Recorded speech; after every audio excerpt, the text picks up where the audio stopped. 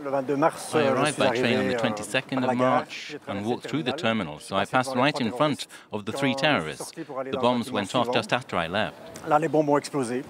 Philippe Vandenberg is an IT specialist at Brussels Airport.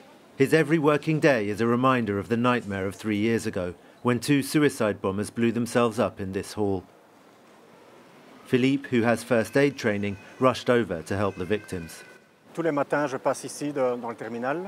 Every morning I come through this terminal and think over what happened. I revisit those horrific scenes like in a war that no one is prepared for, dismembered limbs, and I remember the things I did. No physical scars, but the psychological ones run deep. As with many of his colleagues, Philippe has a clear case of post-traumatic stress disorder. The state pays him a small pension, but he has never received any insurance payments.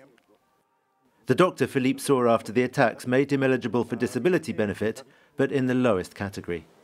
For the first year I didn't have problems, but then it started to get worse and worse in the second year. Now I'm having my medication doses increased and I'm seeing a psychiatrist. To demand better care for his post-traumatic condition, Philippe even went on hunger strike for almost a month.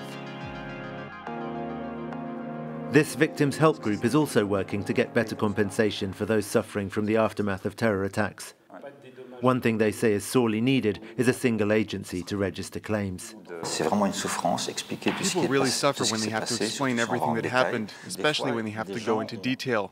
And sometimes they have to tell it to 2 or 3 different specialists, and then they have to get second opinions. So we're stuck in a system that destroys victims. The former Belgian Interior Minister, Joël Milquet, recently submitted a report to the European Commission calling for an EU-level system of reparations for terror victims. When